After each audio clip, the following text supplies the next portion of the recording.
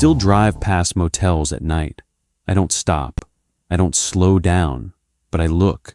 Every single time, I look at the windows, counting them, checking for the one that doesn't belong, the one where the curtain hangs wrong, or the light sits at the wrong color temperature, or the room number doesn't follow the sequence on either side of it. I haven't worked a front desk in 14 months. I left the Cedar Vale Motor Inn on a Tuesday morning in October, walked to my truck in the parking lot, and drove 11 hours without stopping for anything except gas. I didn't eat. I didn't sleep. I drove until the landscape changed twice, and the road signs were in a state I'd never lived in. And when I finally checked into a motel that night because I had no choice, because I was shaking too hard to keep driving, I asked the woman at the counter, a question no sane person would ask a stranger. "How many rooms do you have?" She said 22. I counted the doors from the parking lot. 22. I counted them again from inside the hallway. 22. I stayed one night. I counted the doors 4 more times before morning. 22. Every time. I almost cried from relief. That's what the Cedar Vale did to me, not violence, not blood, not some creature standing at the foot of my bed. It gave me a room that couldn't exist, and it made me participate in the lie that it did.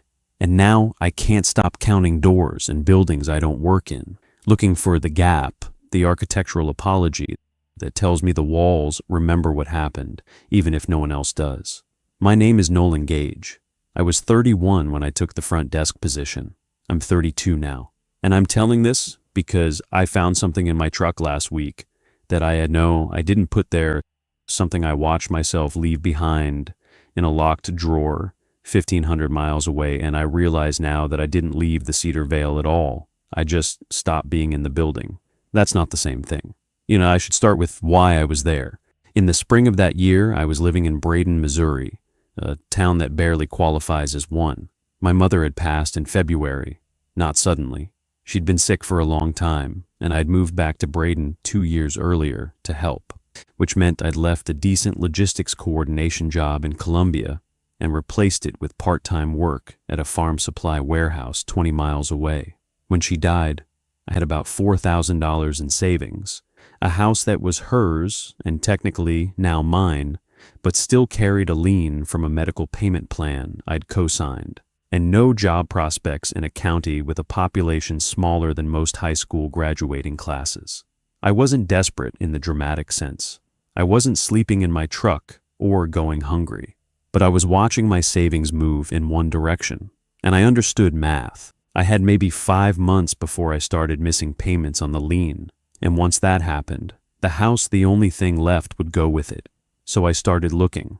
Not just locally, I widened the radius to 60, then 90, then 150 miles. I wasn't picky about the work. I'd done warehouse, dispatch, forklift certification, light mechanical, and a summer of wildland fire crew support when I was 23. I could do most things that required showing up on time and following directions. The listing I found was on a regional job board, the kind that hasn't been redesigned since 2009 and serves about 40 rural counties across 3 states. The post was simple: front desk clerk, overnight, Cedar Vale Motor Inn, Harwick, Oklahoma. It listed the pay at $14 an hour, which was more than the warehouse had been paying. It listed the schedule as 4 nights on, 3 off, 10 p.m. to 6 a.m. It mentioned that housing was included, a small efficiency unit attached to the property, separate from the guest rooms. That last part is what made me apply. Free housing meant I could rent out my mother's house in Braden, even at a few hundred a month, and use that income to service the lien while the Cedar Vale wages covered everything else. It wasn't comfortable, but it was arithmetic that worked. I called the number on the listing. A man answered. He said his name was Gerald Parrish, that he owned the Cedar Vale, and that the position had been open for 3 weeks. He didn't ask many questions. He asked if I had overnight work experience. I told him about the warehouse shifts. He asked if I was comfortable being alone in a building for 8 hours. I said yes. He asked when I could start. I drove down on a Thursday. Harwick, Oklahoma is the kind of town that exists because a highway used to pass through it and someone built infrastructure accordingly. And then the highway moved, and the infrastructure stayed. The Cedar Vale sat about a quarter-mile off the current road, connected by a cracked two-lane access drive lined with dead elms. It was a single-story L-shaped building, the long arm running east-west with the guest rooms, the short arm running south containing the front office, a utility closet, a small laundry room, and the efficiency unit where I'd be living. Gerald met me in the parking lot. He was in his late 60s, heavy-set, with the kind of careful politeness that comes from decades of customer-facing work. He walked me through the property. 17 rooms, numbered 1 through 17, all on the long arm. The office had a front counter, a back room with a desk, and a safe, a small security monitor showing 4 camera feeds: parking lot, front entrance, east hallway, west hallway, and a mini fridge someone had stocked with water bottles. The efficiency unit was small, but clean.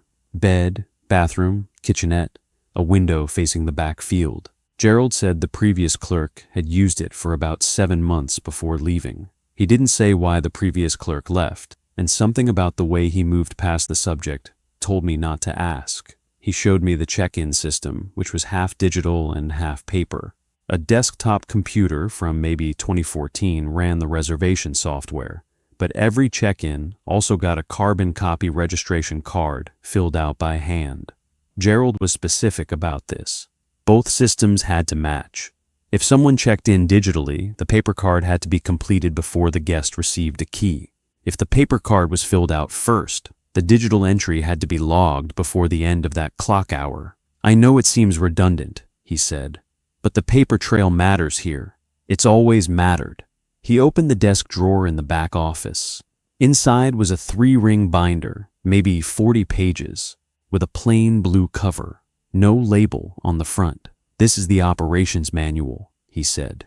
Everything you need for overnight is in there. Most of it's common sense. Some of it specific to this building. He paused. Read the whole thing tonight, before your first shift. Don't skim.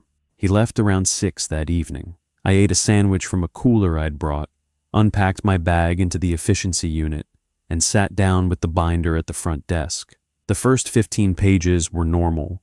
Check-in procedures, check-out procedures, key management, emergency numbers, how to reset the water heater if it tripped, where the breaker panel was, which light bulbs were stocked in the utility closet, and which ones had to be ordered.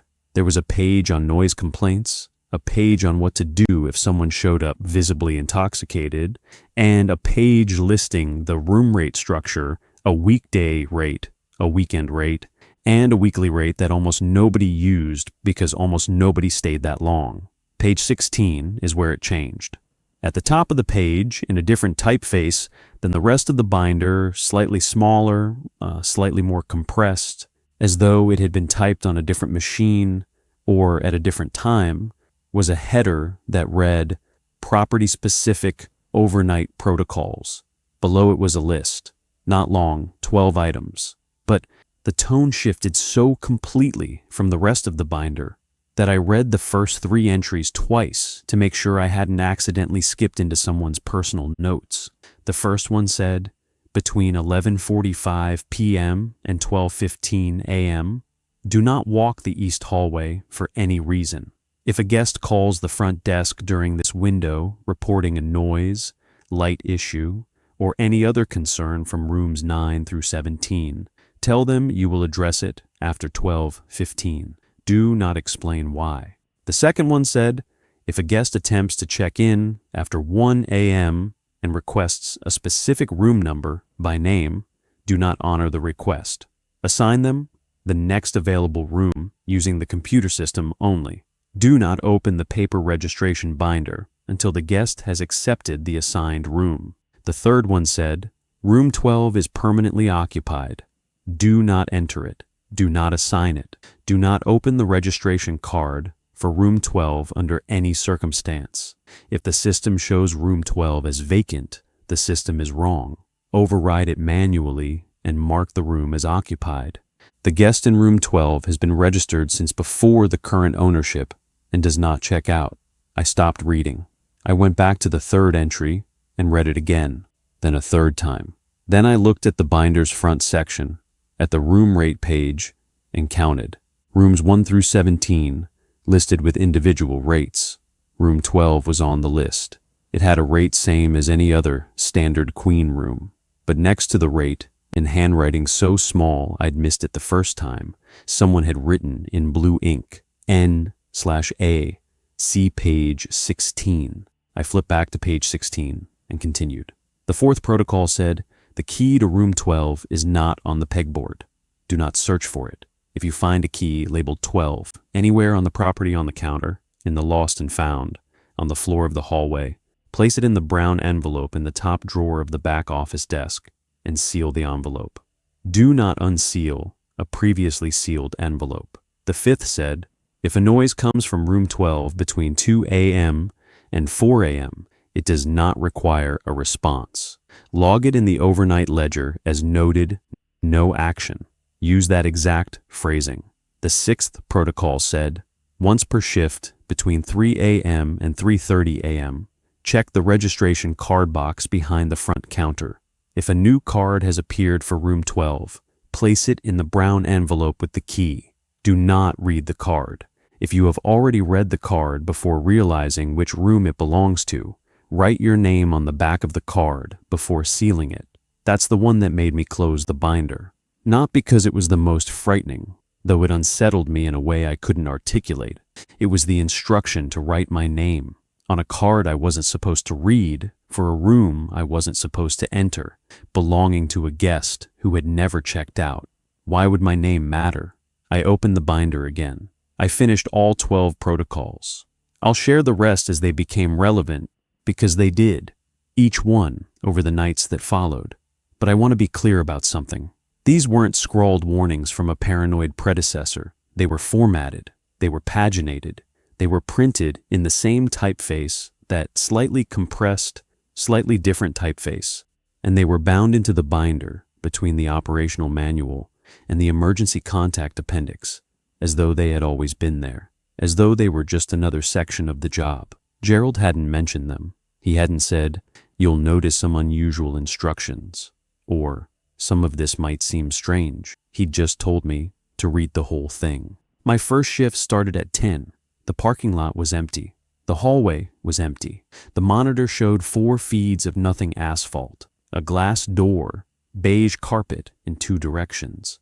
I made coffee in the back office, sat at the desk, and watched the clock. At 11:40, I pulled up the security feed for the east hallway. Rooms 9 through 17 were down that direction. The hallway was still. The overhead fluorescence gave it that flat, slightly greenish cast that cheap commercial lighting always has. At 11:46, the light outside room 12 flickered, not the hallway light. The individual fixture mounted above the door, the small yellow bulb that each room had, the kind meant to help guests find their door at night. Room 11's was steady. Room 13's was steady. Room 12's pulsed once, dimmed for about 3 seconds, and came back. I watched the feed until 12:15. The light didn't flicker again. Nothing moved. No sound came from the hallway. At 12:16, I walked the east hallway for the first time. I passed every door. They were all closed. All dark underneath except for room 14, which had a faint blue glow, probably a television left on by a guest who wasn't there, since the motel was empty. Room 12's door was identical to every other door. Same wood grain, same brass number plate, same deadbolt and handle. But the yellow bulb above it was warm to the touch when I held my hand near it. Not hot warm, the kind of warm that means it's been on for a long time. Every other door bulb was cool. I checked. I went back to the front desk. I opened the overnight ledger, a lined composition book sitting next to the keyboard, and I wrote, 11:46 p.m. room. 12 exterior light flickered once, lasted approximately 3 seconds. No further activity. Then I stopped writing. I looked at what I'd put down, and I turned to the 5th protocol again, the one about noises between 2 and 4 a.m. It said to log them as noted, no action. This wasn't a noise. It was a light. The protocol didn't cover it. But I erased what I'd written anyway, and in its place, I wrote, 11:46 p.m. noted no action. I don't know why. I think I already understood, even on that first night, that the binder wasn't asking me to be accurate. It was asking me to be consistent. And consistency at the Cedar Vale meant using the language the building expected. I just didn't understand yet what the building was listening for. The first 4 nights passed without guests. That wasn't unusual, Gerald told me when he called on the second morning to check in. The Cedar Vale averaged maybe 3 or 4 occupied rooms on a good week, mostly truckers rerouting around construction on the interstate, or families who'd missed the Harwick turnoff and needed a place until daylight. Winter was slower. He said some weeks the only activity was room 12. He said it casually, the way you'd mention a dripping faucet or a porch light on a timer. I waited for him to elaborate. He didn't. "You read the full binder?" he asked.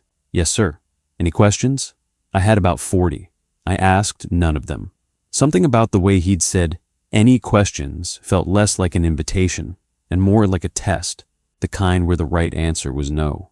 "No, sir. It's all clear." "Good. You're doing fine, Nolan." He hung up. I hadn't told him my shift had been quiet. I hadn't told him anything about what I'd seen or logged, but he said I was doing fine, which meant he either trusted me by default or he already knew what had happened. Neither option was comforting. On the 5th night, I had my first guest. He arrived at 11:20 p.m., a man in his 50s driving a white Dodge pickup with Kansas plates.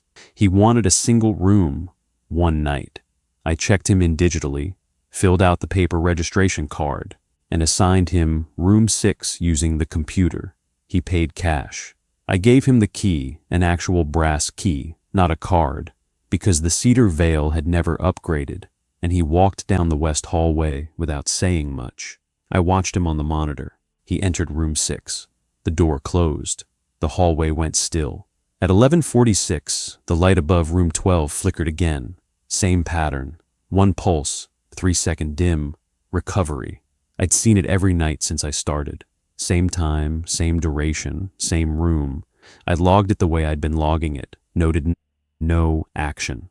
At 11:58, the phone rang. I picked it up. A man's voice, my guest in room 6, asked if the hallway light outside his room was supposed to be that bright. I told him I'd check on it after 12:15. He paused. He said it was almost midnight, and I was telling him I couldn't walk down a hallway for another 17 minutes. I told him I was completing a system check and would follow up as soon as it was done. He accepted that. He hung up.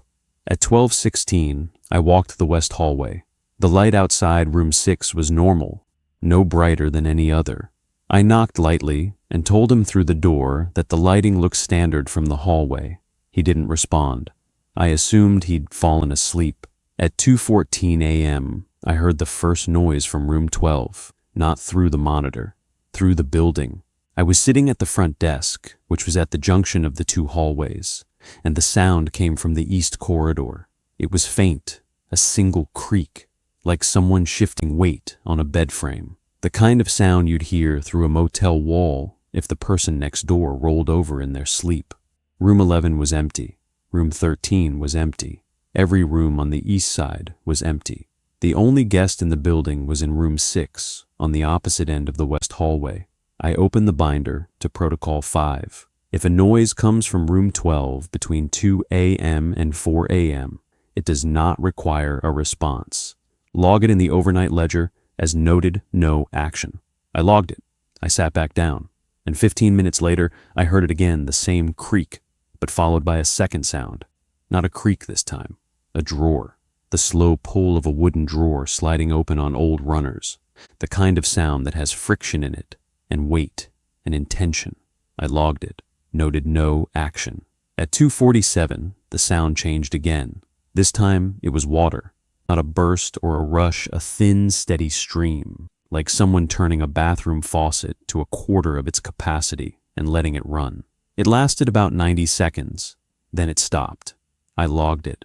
At 3:04, I checked the registration card box behind the counter, as Protocol 6 required.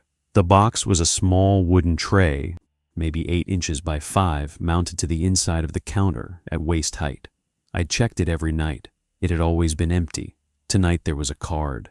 It was a standard Cedar Vale registration card, same carbon copy format as the ones I filled out for guests. But this one was already completed. The handwriting was small, precise, and used blue ink. The guest name field read, Occupant Room 12. The arrival date field read, September 14th, 1997. The departure date field was blank. The room rate field read N/A, standing. The signature line at the bottom had a mark on it, not a name, not initials.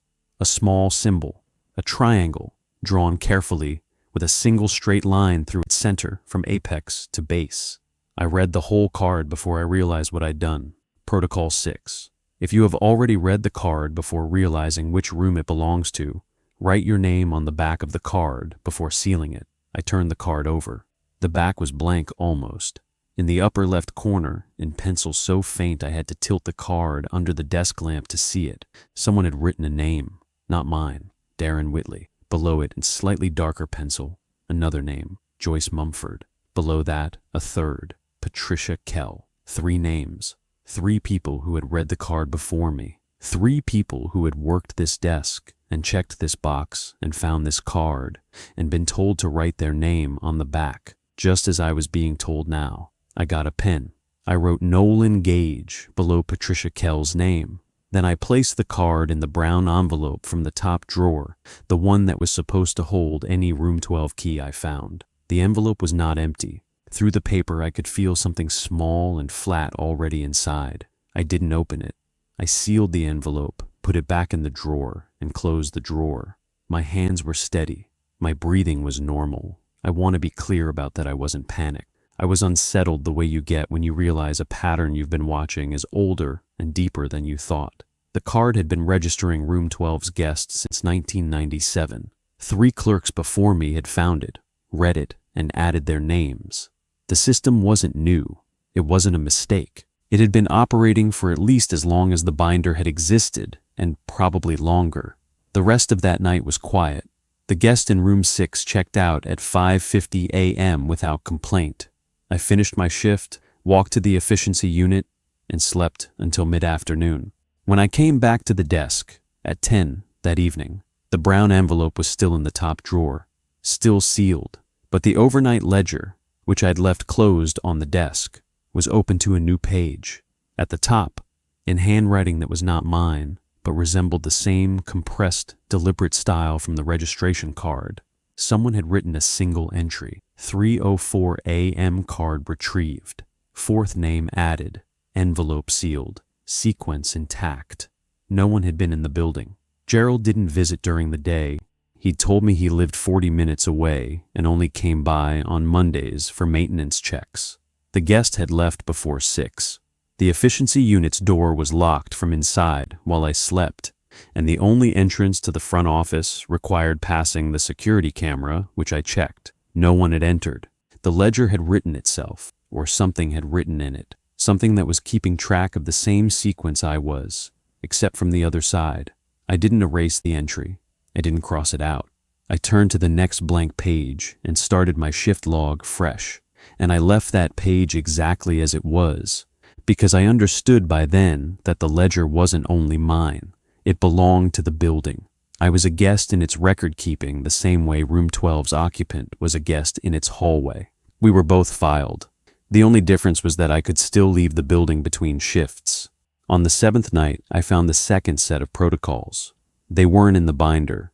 They were underneath it. When I lifted the binder to wipe down the desk, a habit, not a requirement, there was a single sheet of paper on the desk surface that hadn't been there when I'd set the binder down 8 hours earlier. It was typed in the same compressed typeface. No header, no page number, just 7 additional instructions, formatted identically to the 12 in the binder. The first new instruction said, if a guest checks in and asks whether room 12 is available, say that it is occupied. If they ask by whom, say you are not authorized to disclose guest information. Do not say the room is closed, out of service, or blocked. It is occupied. The second said, if the light above room 12 remains lit continuously for more than 6 hours without flickering. Do not log it. Do not check the bulb.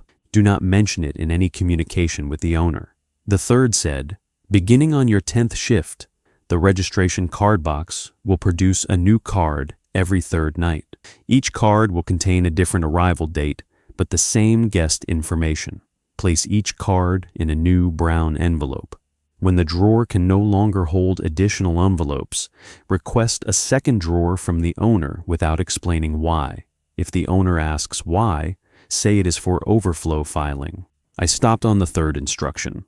Not because of its content, though the image of the drawer slowly filling with envelopes disturbed me in a way I can describe only as architectural, like watching a building's foundation settle 1 millimeter at a time, but because of what it implied. The protocols were expanding. They hadn't been updated by Gerald. They hadn't been slipped under the binder by a previous worker. They had appeared the same way the ledger entry had appeared, autonomously, precisely, and in direct response to what I had already done. The fourth new instruction said, do not remove any page from this sheet or from the binder. If a page appears damaged, leave it in place. If a page disappears, do not report it. Pages do not disappear. They relocate within the system. The fifth said, between your 15th and 20th shift, you will hear a voice from room 12. It will not be a recording. It will not be a guest. Do not open the door. Do not respond. If the voice uses your name, log it as noted no action and continue your shift. If the voice uses a name that is not yours, write that name on a blank registration card, mark the date, and file the card in the next available envelope. The sixth instruction contradicted the fifth. It said, if the voice from room 12 uses your name, respond by stating your employee identification number. Your employee identification number is on the back of this sheet. I turned the sheet over.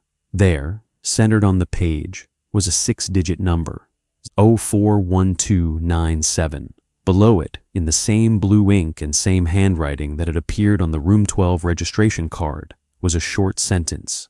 This number was assigned on your first night. You were not informed because confirmation requires the fourth card. I hadn't found a fourth card, yet I'd found one, but the sentence said fourth, which meant the sheet knew about a count I hadn't reached a future event, referenced in the past tense, described as a condition for something that was supposedly already true. The seventh instruction was the simplest and the worst. It said, do not correct the rules. If two rules conflict, follow the one that appeared most recently. The older rule is not wrong. It has been replaced. Replaced rules remain in the binder because the binder is a record, not a manual. You are not reading instructions. You are reading a history of the room's requirements as they change. Your compliance is how the record knows it is being read. I put the sheet down. I placed it beneath the binder, exactly where I'd found it. I sat in the desk chair and stared at the security monitor for a long time. The east hallway was empty. Room 12's light was on, steady, no flicker. The door was closed. The yellow bulb glowed above it like it had been glowing since 1997, since the card was first written, since whoever or whatever had checked in and never left. On my 10th shift, the second card appeared.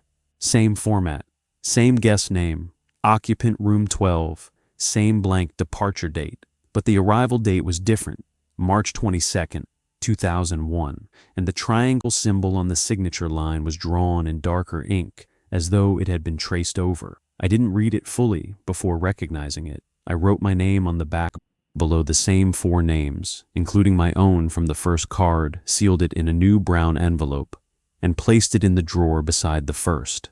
On my 13th shift, the third card. Arrival date, November 8th, 2005. Same occupant, same symbol, same names on the back, except now a 5th name had appeared above mine.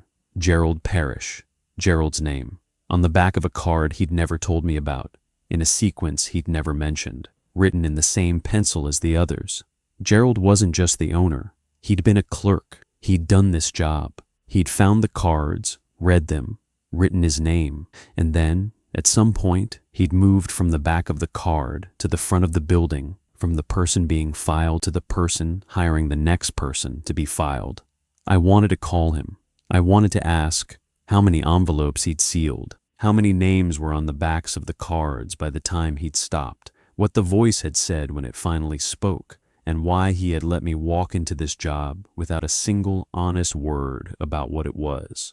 But Protocol 4, the original Protocol 4, from the binder, said that any Room 12 key found on the property should be placed in the brown envelope. And the new instruction sheet said not to explain the envelopes to the owner. And the 7th instruction said to follow the most recent rule when two conflicted. So I didn't call Gerald. I sealed the 3rd envelope. I placed it in the drawer, and I sat at the desk until 3:30, waiting for the registration card box to empty itself of whatever it was going to produce next, listening to the sound of water running in a room I couldn't enter, in a building that was keeping records I was only beginning to understand I was part of. On the 15th shift, at 2:52 a.m., the voice came from room 12. It wasn't muffled. It wasn't distant. It came through the wall of the east hallway with the clarity of someone standing 3 feet away and speaking at normal conversational volume. A man's voice. Calm. Mid-range. No emotion in it, not flat exactly, but settled, like someone who had been waiting to say something and was no longer in a hurry. It said a name, not mine. Darren. I stood at the front desk, 17 feet from the east hallway entrance, and I heard it as clearly as if the voice had been standing beside me. One word, one name, the first name on the back of the card, the first clerk, the one who had found the card years before Gerald, before Joyce, before Patricia, before me. I got a blank registration card. I wrote Darren in the guest name field. I wrote the date. I filed it in an envelope. I sealed it. I placed it in the drawer. The drawer now held 4 envelopes, each one sealed, each one containing a card connected to room 12, and beneath the paper and the carbon and the ink, something small and hard that I could feel through the paper, but had never opened an envelope to identify. Something that had been in the first envelope before I ever added the card. Something that clinked faintly, metallically, when the envelopes shifted against each other. I think I knew what it was. I think it had always been there, waiting for enough names to justify its weight. I need to talk about the drawer before I talk about what happened next, because the drawer is where the cedar veil stopped being a place I worked and became a place that was working on me. By my 20th shift, the drawer held 9 envelopes. The cards had arrived exactly as the 3rd new protocol predicted every 3rd night. Same format, same occupant, same blank departure line, each with a different arrival date spanning years I hadn't been alive for. 1997, 2001, 2005, 2008, 2011, 2014, 2016, 2019, 2022. 9 dates, 9 registrations. The same guest checking into the same room across 25 years and never once checking out. But it was the backs of the cards that changed. The first card had 4 names when I found it, and I added mine as the 5th. The second card had 5, including mine already present, as though my name had migrated from the first card to the second on its own. By the 6th card, there were 7 names. 2 I hadn't seen before, Alan Cook and Margaret Devane. They appeared between Joyce Mumford and Patricia Kell in the same faint pencil, same careful lettering, as though they had always been there, and I had simply missed them on the earlier cards. But I hadn't missed them. I had read every name on every card. I had looked. These names were new. They had been added to cards that were sealed inside envelopes inside a closed drawer. The record was updating itself, not just forward-backward. It was adding history it hadn't previously contained, filling gaps in a sequence I had assumed was complete, and doing it inside sealed paper that I was explicitly forbidden to reopen. I started keeping my own record, not in the overnight ledger that belonged to the building now, and I'd accepted that. I used a pocket-sized memo pad I kept in my jacket, and every morning before I walked to the efficiency unit, I wrote down the date, the card's arrival date if one had appeared, and the names on the back as I'd seen them before sealing the envelope. I was building a parallel record, a personal one, something the building didn't control, or so I thought. On the 22nd shift, I pulled the memo pad from my jacket pocket and found a page I hadn't written. It was near the back of the pad, 6 or 7 pages past my last entry, and it was in my handwriting not similar to mine, not a close imitation, but mine, with the same slight leftward lean on the letter N, and the same way I looped the tail of the letter G, and it contained a single line. The record does not require a second copy. The record is already complete. I stared at it for a long time. I checked the pages before and after it. My entries were undisturbed. The new line existed on a page I hadn't reached yet, as though whoever, whatever, had written it knew exactly how much space my entries would occupy and had placed its message just beyond the boundary of my own progress. It had read my pace. It had calculated my trajectory, and it had responded not with hostility, but with correction, like a filing system removing a redundancy. I stopped using the memo pad. I put it in the glove compartment of my truck, and I didn't open it again until much later. And what I found when I finally did is part of why I'm telling this now. But I'm not there yet. The voice came again on the 23rd shift. Same time just before 3 in the morning. Same clarity, same calm tone. But this time it said 2 names. Joyce, Margaret, 2 of the names from the cards. 2 former clerks. Spoken through the wall of room 12 with the same unhurried precision as before, as though it were reading from a list and had simply moved down 2 lines. I followed the 5th protocol. I got 2 blank registration cards. I wrote Joyce on one and Margaret on the other. I dated them. I filed them in separate envelopes. I sealed them. The drawer was getting full. Not dramatically, it wasn't overflowing or jammed, but the envelopes were accumulating with a kind of physical weight that felt disproportionate to their contents. Paper and ink shouldn't feel heavy, but when I slid the drawer open each night, there was resistance that hadn't been there on my first shift, as though the wood had swollen around its contents, or the contents had settled into the wood and become part of its structure. I thought about the 3rd new protocol, the one that said when the drawer could no longer hold additional envelopes, I should request a 2nd drawer from Gerald without explaining why. I thought about how many envelopes that implied, how many names, how many years this system had been running, filling drawers, replacing clerks, cycling through voices and cards and arrival dates, while the motel sat on its dead-end road in a town that barely remembered it existed. On the 25th shift, I found something that wasn't an envelope or a card or a sheet of new protocols. It was a photograph. It was lying on the counter when I arrived for my shift, not tucked into the binder, not placed in the registration card box, just sitting on the laminate surface next to the keyboard, as though someone had set it down while checking in and forgotten to pick it up.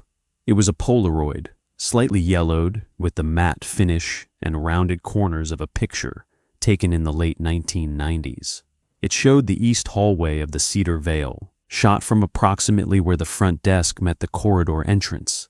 The hallway looked the same carpet, same doors, same brass number plates, but room 12's door was open, not ajar, not cracked, fully open, flat against the interior wall, showing a sliver of the room beyond. The image was too small and too degraded to make out details, but I could see the edge of a bed frame, a section of wallpaper that might have been green or might have been gray.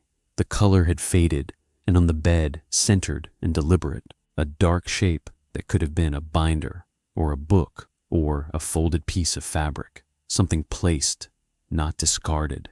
And standing in the hallway, just to the left of the open door, was a person, a man from the build and posture, wearing what looked like a collared work shirt. He was facing the camera. His face was too small and too blurred to identify, but his posture was rigid, not frightened, not aggressive, attentive, the posture of someone who is aware they are being recorded and has chosen to remain still rather than move out of frame. I turned the photograph over. On the back, in blue ink, in the same handwriting from the registration cards, was a date, September 14th, 1997, the first arrival date. the date on the first card, and below the date, a sentence. The first clerk did not understand the room understood him. I put the photograph in my jacket pocket. I did not place it in an envelope. I did not seal it. This was the first object I had taken from the system and kept, and I knew, even as I did it, that I was breaking something, not a rule exactly, because no protocol specifically addressed photographs, but a pattern. Everything the building produced was supposed to be filed, logged, sealed, returned to the drawer or the ledger or the binder. I was keeping this one. That night, at 2:51 a.m., the voice said my name. Nolan! Clear, close, the same calm tone. My name, spoken once and then silence. I stood behind the front desk, and I did not move. The fifth protocol, the original one, said if the voice used my name, I should log it as noted no action. The sixth new protocol said if the voice used my name, I should respond with my employee identification number. The two rules conflicted. The seventh new protocol said to follow the most recent rule. I opened my mouth. I said, 041297. The hallway was quiet for approximately 10 seconds. Then the light above room 12, visible on the security monitor, went off. Not flickered. Off. Completely dark. For the first time since I'd started working at the Cedar Vale, room 12's light was not burning, and on the monitor, in the grainy, low-resolution gray of the night vision feed, I saw the door handle move, not open, just the handle, depressing slowly, as though someone on the other side was testing whether the door was locked. It depressed fully, held for 3 seconds, and returned to its resting position. The light came back on. I wrote in the ledger, 2:51 a.m., noted no action. But I had taken action. I'd spoken the number. I'd responded. And the room had responded back. I want to describe what happened over the next 3 weeks carefully, because this is where the Cedar Vale stopped being strange and became something I don't have a word for. Not haunted, not cursed. Those words imply a wound, something that went wrong and left a scar. The Cedar Vale wasn't scarred. It was functioning. It was performing exactly the operation it had been designed, or had designed itself, to perform. And I was inside that operation. And the longer I stayed, the more precisely I could feel the edges of my role within it. The cards kept coming. Every third night, the arrival dates moved forward. 2022, 2023, 2024, approaching the present year. The names on the backs multiplied. By the 35th shift, there were 11 names, and the most recent, the one written just below mine, was not yet legible. It was there, in pencil, in the same careful hand, but the letters were incomplete, half-formed, as though the name was being written in real time, one stroke per card, assembling itself across multiple appearances. On the 38th shift, I could read it. The name was Nolan Gage. My name, again, but not in the same position as before, not 5th in the list, where I had written it myself. This was 12th, at the bottom, written not by me but by the system, in its own hand, in pencil that matched the others. I was on the card twice, once where I had placed myself, once where the building had placed me. The second instance was different. It wasn't a record of my having read the card and complied with the instruction. It was a record of something else, something the building had determined about me independently, based on data I hadn't knowingly provided. The shift logs, the noted no action entries, the identification number I'd spoken aloud, the photograph I'd kept. Every action, every non-action, every choice I'd made inside the system had been read, interpreted, and converted into an entry. I wasn't just maintaining the record, I was the record. The cards were about the room's guest, but the names on the back were the room's index, a catalog of every person who had participated in the documentation of its occupant. And participation, at the Cedar Vale, was indistinguishable from enrollment. On the 41st shift, I opened the drawer and the envelopes were gone. All of them. The drawer was empty, except for one item, a single brown envelope, larger than the others, roughly the size of a legal document. It was unsealed. Inside was a piece of heavy paper, not a registration card, but something thicker, more formal, with a texture like old certificate stock. It was printed in the same compressed typeface from the protocols, and at the top it read, Cedar Vale Motor Inn, Room 12, occupancy record, complete through current shift. Below the header was a list, not of arrival dates, of names. Every name that had appeared on the backs of the cards, in order from Darren Whitley to the second instance of my own name, 12 names. Beside each name was a date, not an arrival date, but a shift date, the date of the shift during which that person had first written their name on the back of a Room 12 registration card, the date they had entered the record. Beside my name, the first instance, the one I had written myself, the date was correct, my 5th shift, the night I'd found the first card. Beside the second instance of my name, the one the building had written the date was 3 days in the future. I stared at it. I checked my phone for the current date. I checked the shift calendar Gerald had given me. The date next to my second entry corresponded to my 44th shift, 3 nights from now. Something was going to happen on that shift that would complete my second enrollment, the one I hadn't initiated, the one the building was constructing out of my own behavioral residue, and the record already knew when. That's when I made the decision to leave. Not immediately, not in a panic. I finished that shift. I walked back to the efficiency unit. I packed everything I could fit in my truck.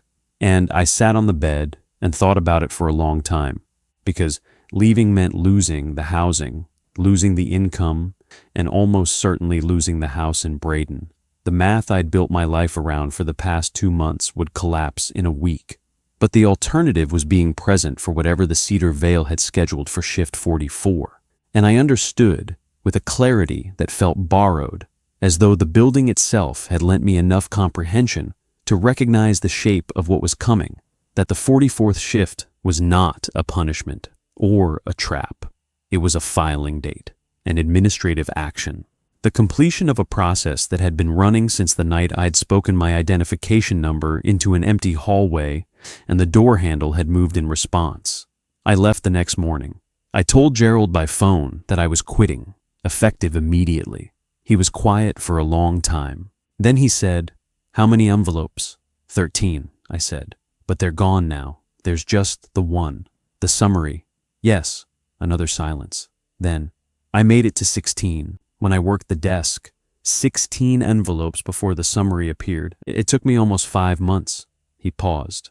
"It took you 41 shifts. That's faster than anyone. What does that mean?" "It means the room wants you specifically. It's not unusual. It wanted Darren. It wanted Patricia. Some clerks it just processes, files and moves on. Others it selects for something closer. I don't know what closer means. I never stayed long enough to find out. You said you were a clerk. For 7 months. Then I bought the property. I thought owning it would put me outside the system, above it. It didn't. It just changed my role. I went from being in the record to being the person who brings new names to the record. I've been doing that for 21 years, Nolan. Every clerk I hire, every name that ends up on the back of those cards, that's me. That's my function." He told me I could leave. He said the building wouldn't stop me. He said it never stopped anyone. That was the point. The door was always open. The truck would start. The road would take me anywhere I wanted. The Cedar Vale didn't need locked doors or dead engines or roads that looped back on themselves. It had something more efficient than any of that. It had patience, and it had a file with my name on it, and files at the Cedar Vale were never closed. They were only ever pending. I drove to Braden. I stayed in my mother's house for 2 weeks. I didn't sleep well, but I slept. I started applying for jobs again.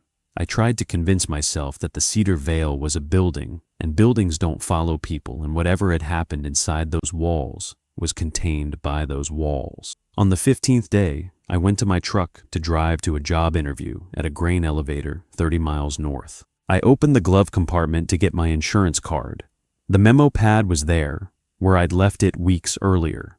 I picked it up. It was heavier than I remembered. I opened it. My entries were intact, the dates, the card arrival records, the names. But past my last entry, past the page where the building had written its warning about the record not requiring a second copy, There were new pages, dozens of them, page after page of handwriting, the same compressed, precise blue ink from the registration cards, filled with entries I had never made. They were shift logs, dated, starting with shift 42, the night after I'd left, and continuing forward, shift 42, 43, 44, 45. Each entry logged in the same format I'd used: the time, the event, and the notation noted no action. The entries described the light above room 12, the sounds, the water, the voice, the cards appearing in the registration box, everything I would have recorded if I had stayed. The system was running my shifts without me. It was logging what I would have done, in my handwriting, in a pad that was sitting in my glove compartment 1,500 miles from the Cedar Vale. The record didn't need my hands.